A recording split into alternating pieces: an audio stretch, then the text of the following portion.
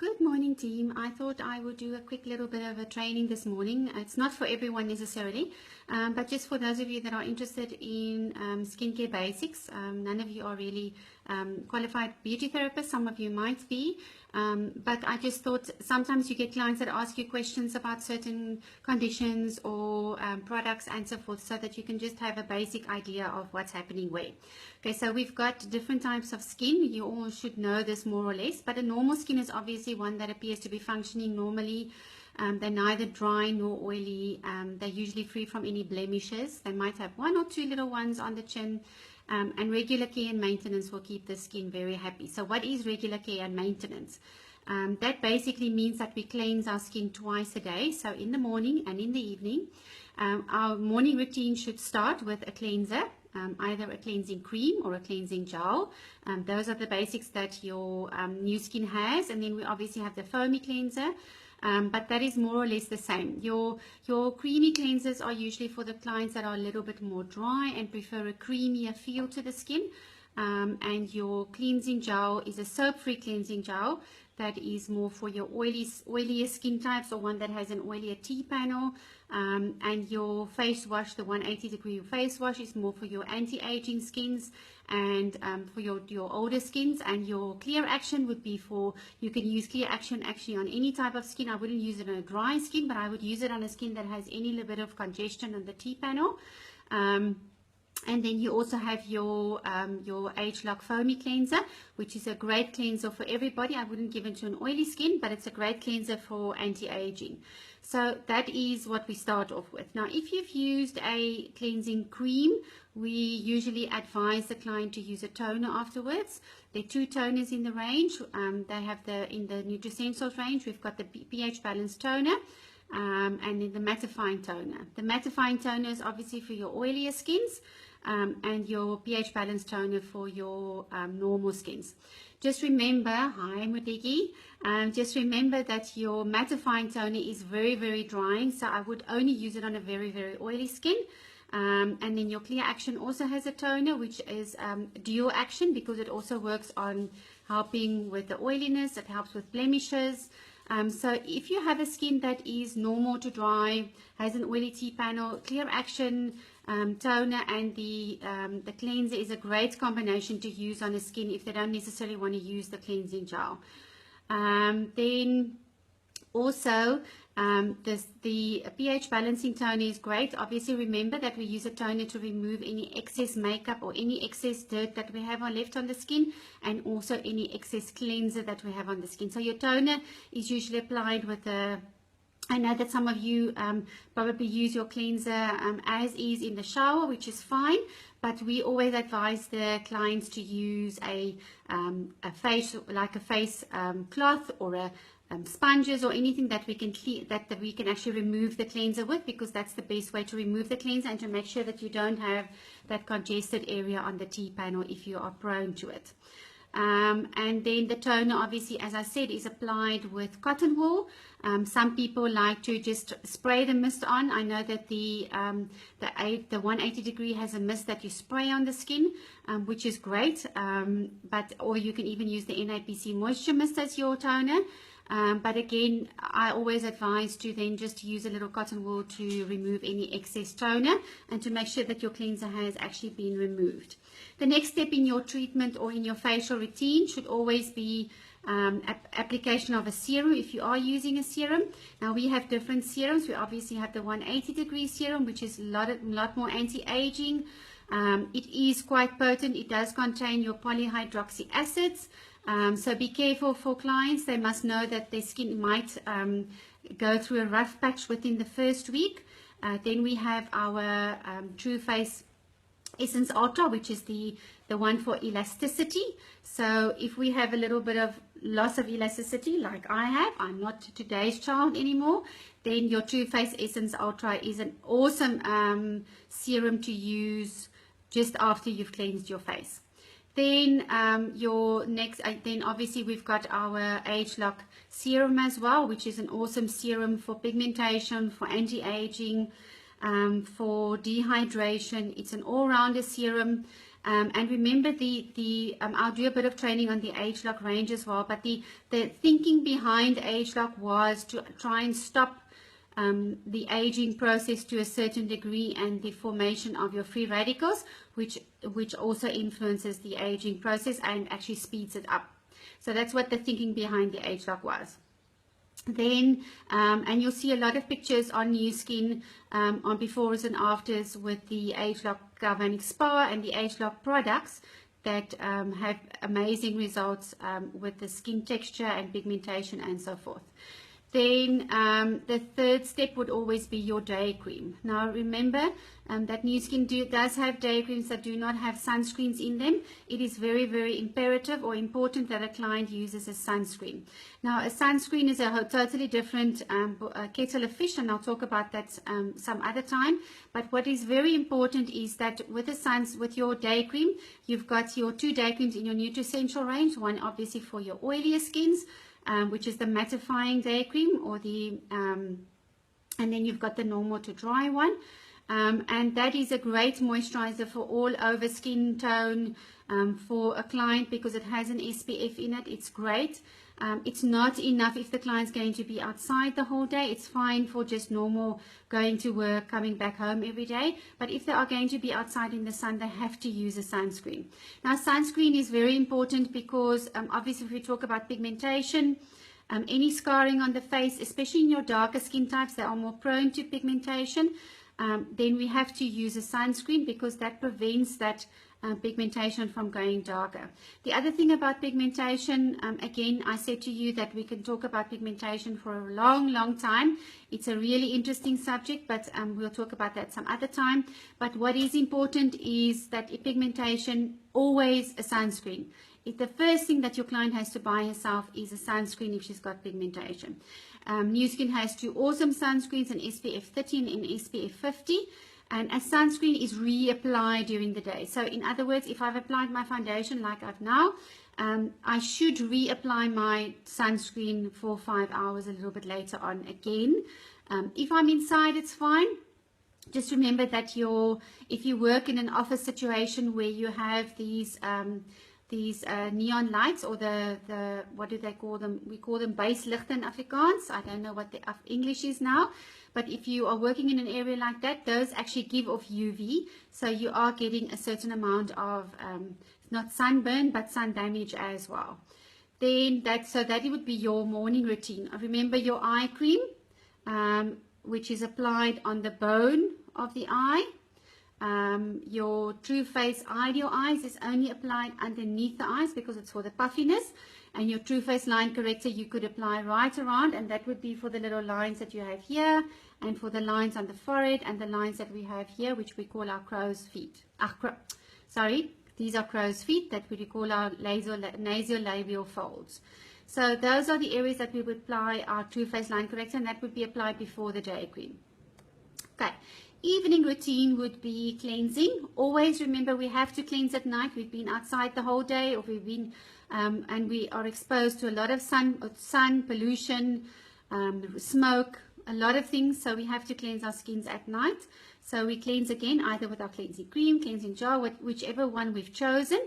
And then the next step, if it's we would apply again a serum and then our night cream.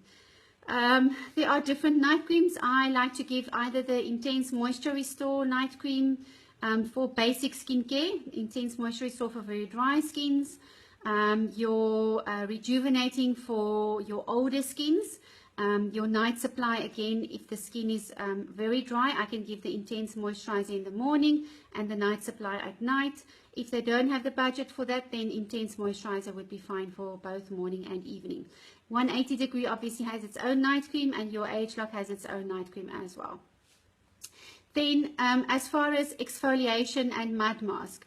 Now the mud mask, you've all seen advertised. The mud mask is awesome for stretch marks on the tummy area.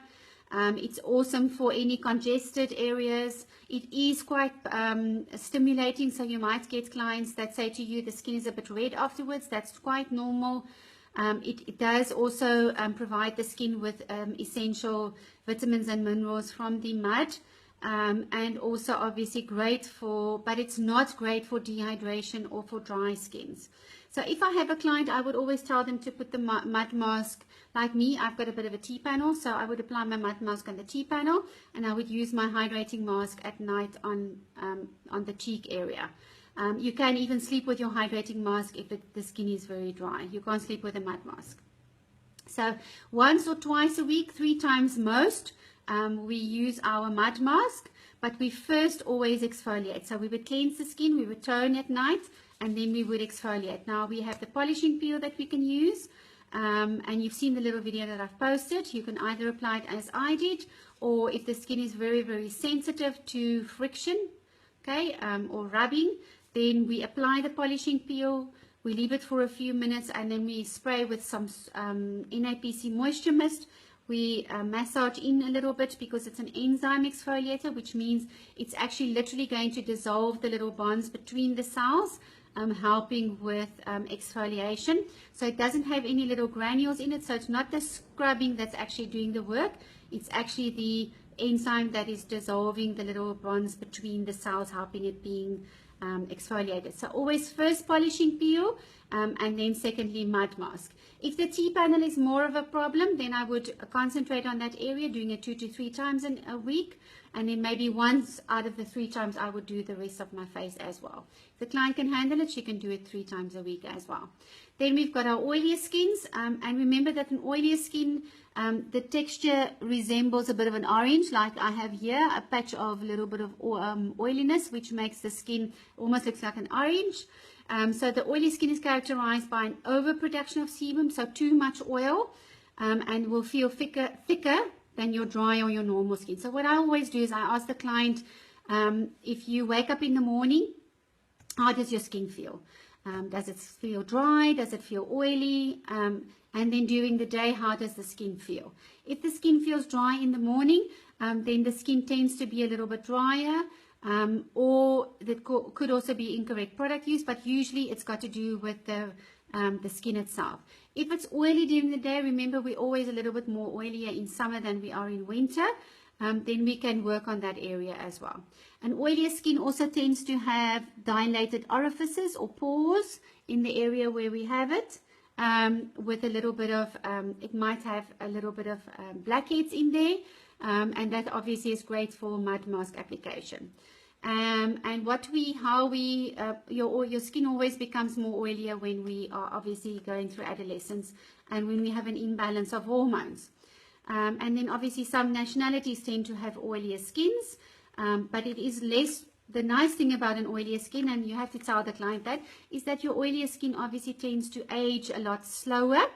They tend to, because of the oil on the skin, it keeps the skin younger for much longer.